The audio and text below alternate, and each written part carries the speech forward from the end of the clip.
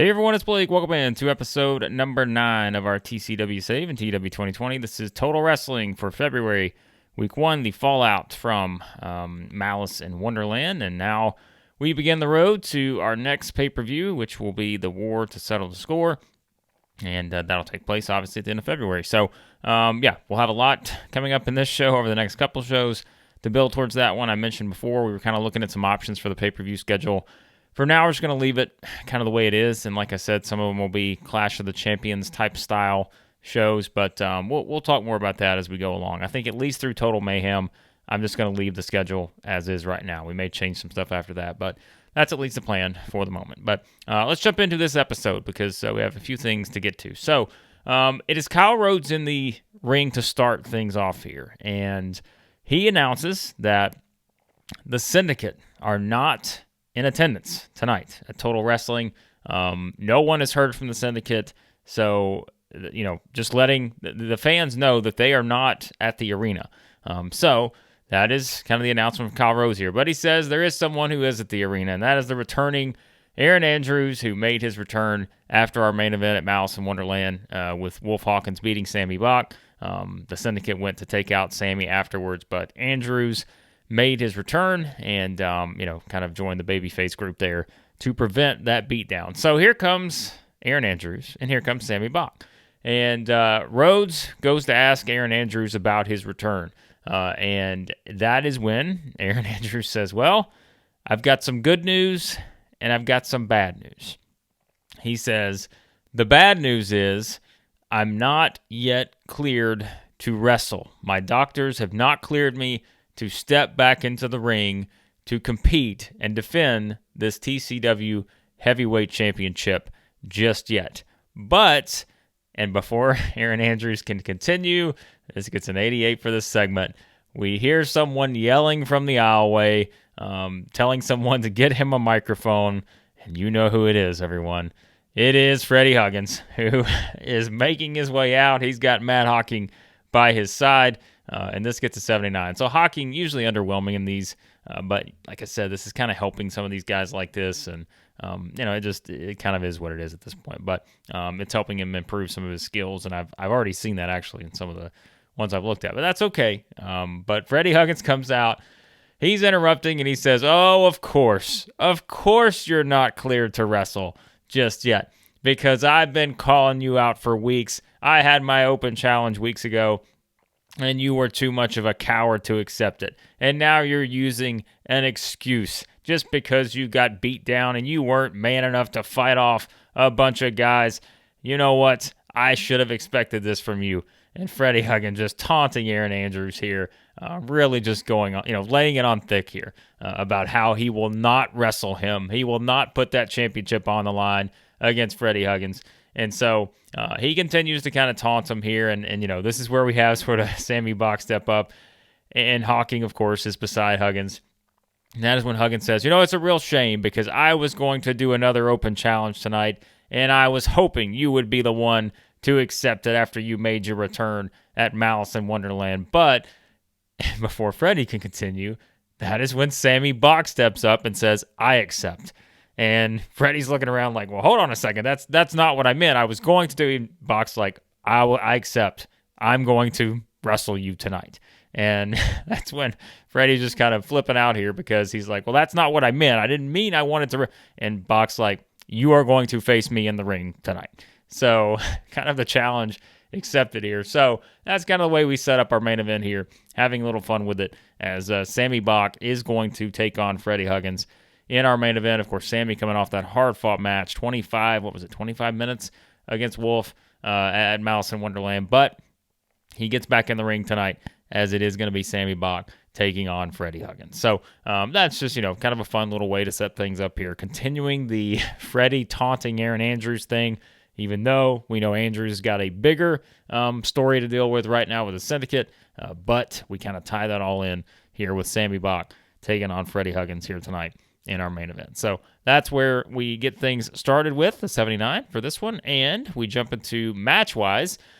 We get Aaron Andrews and Sammy Bach leaving, and on the way out are two people who were kind of joined with them at the end of Malice in Wonderland, and that is T-Bone and Chance Fortune.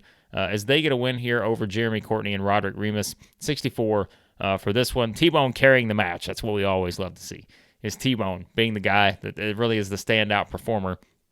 So, this is, we're kind of pushing the fact that Daryl Devine is still out injured. So we played that up with the Elite attacking Daryl Devine Malice in Wonderland in, that tag team match and after the match a little bit. So really playing that up with Devine out injured. Fortune's kind of on his own here, and so he teams up with T-Bone in this one. We got some penalties for this one. Inconsistency seems to be the big one. Chance Fortune declining feasibility. He's one of those guys we know, 40 plus. We've got a lot of those here in this company. But yes, I continue to use those kind of guys because we kind of have to build up the new era of stars before we can completely push out some of these 40 or older guys. But T-Bone and Chance Fortune get the win, and again, it's kind of pushing towards something, and you'll kind of see what that is a little bit later on. All right, now we get another match here, as it is Dazzling Dave Diamond, one of the worst wrestlers in terms of stamina in the entire company. This match goes 8 minutes, I think I said it as. I tried to set this as a wild brawl, but you know what? When I tried to set it as a wild brawl, of course, that affects the stamina in terms of the match aim here, wild brawl. And I have to have one of those on every show. So I tried to set it as that, but I kept getting the note. I had this match at like 7 minutes, and I kept getting the note that this match is way too long, or whatever the stamina note is you get from the road agent, for Mr. Dazzling Dave Diamond. This was too long for him. He was going to get worn out too quick. So I was like, I almost had to keep the match at 5 minutes if I was going to do Wild Brawl. So I ultimately changed that to another match, which you'll see here in just a minute. But yeah, Dazzling Dave Diamond's stamina, not exactly the best. 56. He does get a win over Center Society member here, Nick Booth, who is taking pins left and right. But that's okay. Nick Booth's actually improving on his in-ring performances, and his popularity, as we said, started like in the 20s. So just by the product of being in the ring with some of these guys, it'll get better. But as you can see here, I mean, look, Dazzling Dave Diamond gets penalized for stamina in an 8-minute match. So it's just a lot on Dazzling Dave right now. But he is getting the win, and commentary pushes.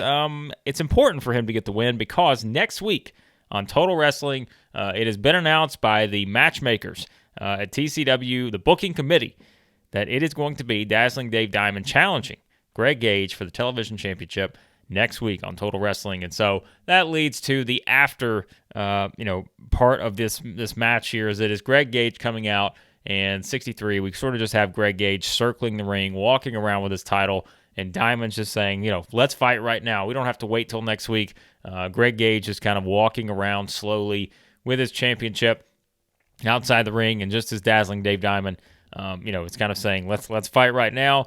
Dave starts to make a push towards Greg Gage, but Greg Gage just walks back down the aisle. So Greg Gage waiting till next week, but that is your setup for your television championship match next week. Greg Gage versus Dazzling Dave Diamond, and I guess the match had to be about 3 minutes, giving Dazzling Dave's thing here. He struggled going off script, but every time we try to script Dazzling Dave, he always says he doesn't want to be scripted. So whatever, with Triple D here.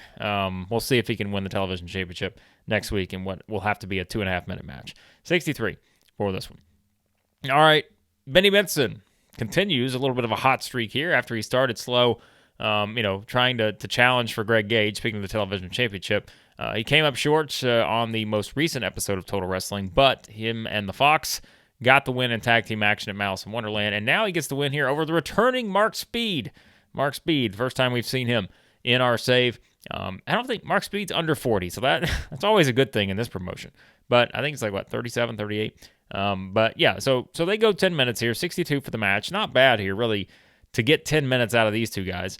But in-ring performances, kind of middle of the road here between these two. But Benny Benson gets the win. We can see if there's anything note-wise on these. We did do storytelling for this one. I know it's like, well, I had to put it on one of the matches, and this was the one I felt like we could afford to sort of put it on. But declining physical ability, once again, that's a popular theme on this promotion right now with all these guys that are older, and Benson's part of that group. But Speed's not there yet, so that's good to know. But Mark Speed returning, but he loses to Benny Benson here. And, well, the bigger story, and maybe that is why we can play into the storytelling aspect, is what happens after the match. Because, once again, the cameras find a particular person in the crowd and near the front row once again. And it is Ernest Youngman, who we saw make his television debut, on-screen debut, I guess you could say, at Malice in Wonderland, was sitting in the crowd, just kind of with his, really not really much of an emotion here for the assassin himself, Ernest Youngman. But we saw him sitting in the crowd, and that is when Benson and Fox sort of noticed him from in the ring. Again, sort of pushing him as one of the top free agents out there. Well, now he's back again here. And he gets a 52. We know Youngman's not that over from a popularity standpoint, but we're working on that. So Youngman spotted in the crowd yet again. And that is when, last time we had Benson and Fox sort of just standing in the ring, looking out there, wondering, what is this guy doing? Everyone knows who he is. But now we kind of get Flying Jimmy Fox going over. And now he's sort of standing in front of Ernest Youngman and sort of just, talking to him, trying to figure out, hey, what are you doing here? Why do you keep, coming out here? What's your plan here, basically? And so Fox just standing in front of him, and Ernest Youngman just sitting there once again, kind of that cold stare from Ernest Youngman here. And that is when Benson just goes over, sort of just taps Fox on the shoulder, and they make their exit. So, a little bit further here on this one. Nothing happening here, but just a little bit further towards Fox actually going over and, not necessarily getting in Youngman's phase, but a little bit of, I would say, back and forth, but Ernest Youngman is, again, not saying anything. So we'll see what happens here, but Benson calls off Fox, and they head to the back. So 52 for this segment. All right, now we get a promo segment here, and it's a 76, and Kyle Rhodes not doing well without a script to follow. I know we've kind of talked about the Kyle Rhodes interview thing, and sure, I could just not put him on there, and some of these segments would get better ratings, but at the same time, like I said, I'm trying to play into sort of the old school aspect of this, where guys just don't come out and just have a microphone and sort of the WWE-esque, modern era type style. I want to really play into the old school aspect, and that's where, old school wise, you had a guy who had a microphone at all times and would interview the wrestler, and that's kind of what I'm pushing here. So we'll stick with this as long as we can until maybe it gets to the point where we're like, all right, we got to abandon this. We need higher ratings, whatever. But for now, we're fine. So Kyle Rhodes in the ring, and here comes Jay Chord. Now, we know Jay Chord's coming off of the win against the Fonz, Danny Fonzarelli, at Malice in Wonderland. We also know that Jay Chord was not happy about this match. He never wanted to have this match because he felt like it was beneath him to have to wrestle Danny Fonzarelli. So now Kyle Rhodes comes out, and he asks Jay Chord, what's your next move, basically? You got the win over the Fonz. What's your next move? And Jay Chord's like, are you serious, Kyle Rhodes? You're asking me what my next move is? I've been telling everyone what my next move is. I've been doing this for months now. My next move, I'm going to be the world champion. I'm going to achieve my destiny in TCW. I've been saying this time and time again, but no one will listen. And instead, I'm giving people like Danny Fonzarelli to wrestle. It's not going to happen anymore because I don't care what the matchmakers at TCW think. I don't care what they do to me. I will not waste my time wrestling jobbers like Danny Fonzarelli anymore. When they want to give me someone to wrestle that is worthy of me getting into the ring, I will wrestle. Until then, they can fine me, they can suspend me, or they can fire me, and I will go do what I do best somewhere else. And that is when Jay Chord just leaves the ring, a very sort of determined and passionate promo here from Jay Chord saying that he will not waste his time wrestling anyone that he feels like is beneath him, and he does not care what the consequences are, making it very clear that all he cares about is becoming the world champion and achieving his destiny. So 76 for this one. We'll see what this leads to for Jay Chord because he's not wrestling on this show, and we'll see what it leads to here in the future. All right, 40. I'm not shocked by this. So it's not exactly the best pairing. So let's get to 40 here, as it is the Behemoths picking back up after losing their tag team championships to Mo and Tana at Malice in Wonderland. They get the win over the two jobbers, developmental guys here. Jalen Martins, Joey Philly back, 529. Killer Shark pins Joey Philly with the big bite. And yeah, you can tell the in-ring performance is not good here. Match did cool the crowd. I'm not surprised by that. We did do, I think we did regular. I don't remember what we put for Wild Brawl.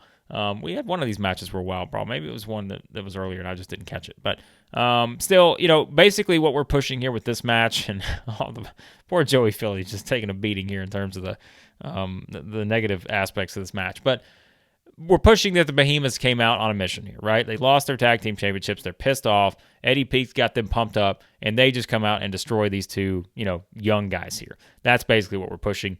So let's get to 40. Like I said, it is what it is. I mean, this is kind of a match that served the purpose here, and really nothing more than that. But after the match, things picked up a little bit. 67 for this one.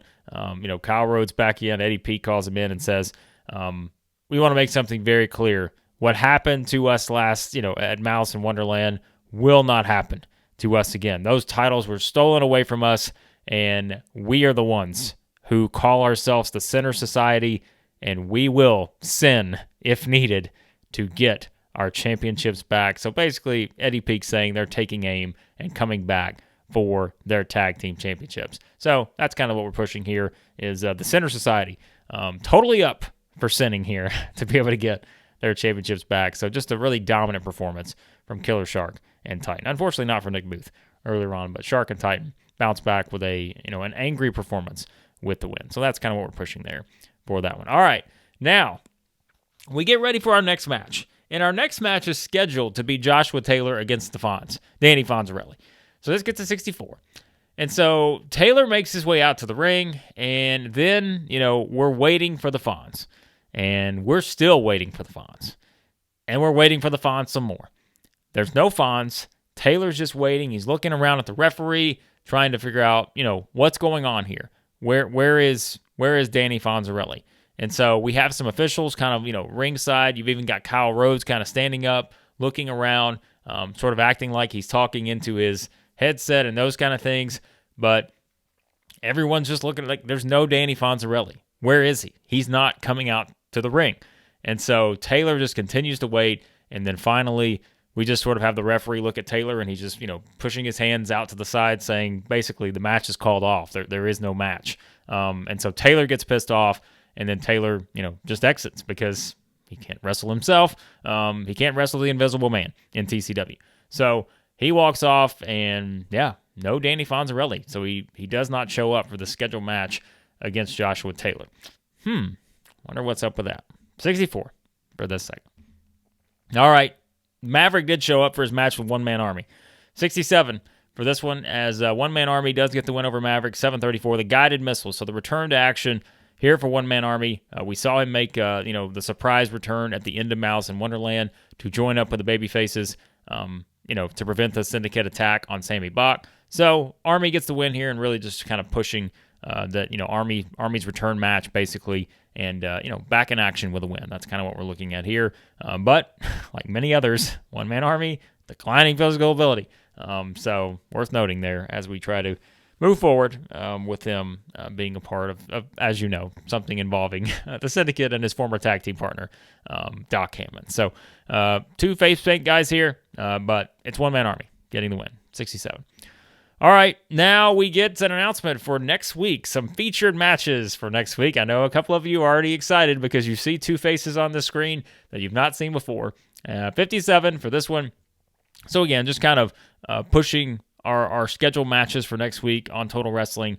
We'll get to the gimmick change in a second. So it will be Mo and Tana in tag team action. They said at Malice in Wonderland they would defend their championships against anyone, and they would take on all comers. Well, they're going to take on the debuting Rich and Famous Jake Idol, Jackpot Jordan. Yes, I did sign them as some of the new signees joining our promotion. We need to kind of beef up the tag team division a little bit. Well, I don't know if we need to beef it up because we got enough beef with Mo and Tana and Killer Shark and Titan and that. But so they're going to debut and they're going to challenge for the championship. So they have officially, making their debut, and they're going to have a chance to win the titles on night one in the company. So one of the top, tag teams on the independent circuit is what we're pushing them at. They're going to challenge Mo and Tana for the championships. Also next week, because Joshua Taylor did not get a match this week, he's going to actually take on Flying Jimmy Fox next week on the show. So no Joshua Taylor in the Fonz, but he is now scheduled to take on Flying Jimmy Fox, so we're told that. And as we said earlier, we'll have the TV championship match, Greg Gage versus Dazzling Dave Diamond. So 57 for this one. Again, this is just sort of looking at all that. So looking at the gimmicks, Jackpot Jordan gets adequate for his high roller gimmick, and Jake Idol, good news here, gets great for his matinee idol gimmick. So good stuff there for those two guys who will make their TCW debuts next week. All right, in our main events, it is an 80 match here, and it is Sammy Bach getting the win over Freddy Huggins via DQ. And here's how we're pushing this one. So basically, Huggins finds himself in trouble. Then we see Huggins kind of call over to Laura Catherine Huggins. She goes over, whispers into Matt Hawkins' ear. So Huggins is in trouble. Everyone kind of knows what's happening here. And that is when Hawkins just kind of runs in and attacks Sammy Bach to force the disqualification to prevent Freddy from losing this match. So a little heel shenanigans here, little heel tactics for Freddy, making sure that he does not get beat in this match. And so, DQ finish. But again, this is old school. I'm not of the belief that every match has to have a clean finish, especially when you're pushing a story like this. So Bach gets the win. They go 15 minutes, gets an 80.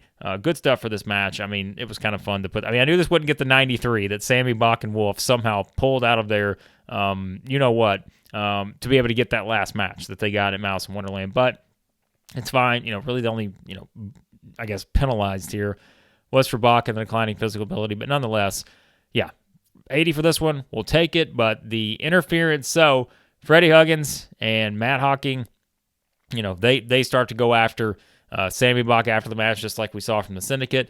But instead, who is it coming out to sort of make the save here? It is Ed Stone. So Ed Stone, we saw answer the M-Hawk, the Matt Hawkins Open Challenge at Malice in Wonderland. Here comes Ed Stone. First time we've seen him tonight, 76 for this one.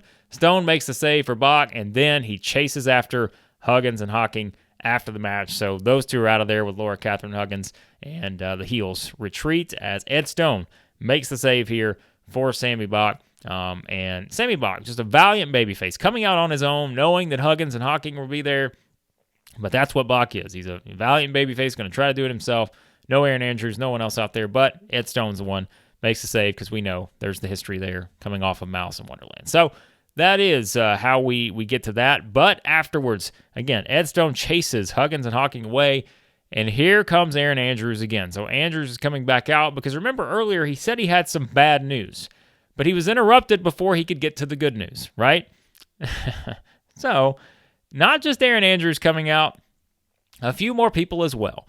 And this gets to 79. We see Andrews coming out, and he's behind him is T-Bone, one-man army, and Chance Fortune here as they all come out. Kyle Rhodes gets into the ring. He wants to know what's going on because we've got these 5 guys in the ring here who we saw at the end of Malice in Wonderland. And so that is when Aaron Andrews says, before I was rudely interrupted earlier, I did have some good news, Kyle Rhodes, and I was going to wait to share it with everyone after our main event. And that is that I'm not cleared to wrestle now, but I have been told I will be cleared to wrestle by the War to Settle the Score in 3 weeks, and that is why myself, Sammy, T-Bone, One Man Army, and Chance are going to issue an official challenge to Wolf Hawkins and the Syndicate. Everyone knows what they did to me, and everyone knows I have been waiting and waiting and waiting to get my revenge on them. And so to do that, we're going to go to war. And so we are challenging you 5-on-5 at the War to Settle the Score, and we're going to settle this once and for all. So Aaron Andrews issuing the challenge here, and then that's when he finishes with the line, Wolf Hawkins, the Syndicate, prepare for war. So that is kind of your closing line here, as it is the official challenge, 5-on-5 at the War to Settle the Score. Aaron Andrews, Sammy Bach, T-Bone Bright, One Man Army, Chance Fortune, throwing down the gauntlet here for a 5-on-5 challenge at the War to Settle the Score. Again, 79 to finish this up. Chance Fortune underperforms. That's fine.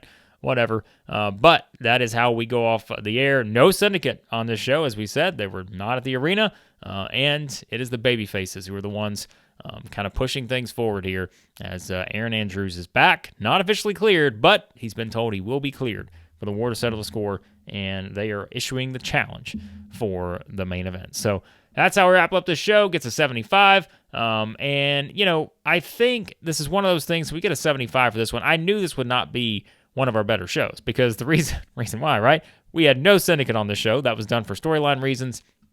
We had no Jay Chord wrestling. We had no Greg Gage wrestling.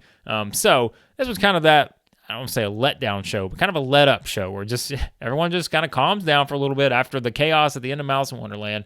And so now we officially start that, kind of push, and chaos will begin on the road to the war to settle the score. So 75 for this one. So we increase our popularity in 2 regions. So we don't really take a step back because, again, we're kind of, 74, 75 in terms of popularity. But so the show appeared worse because of this. So the production, we do have to increase some of that, and I think we're fine to have the money to do that.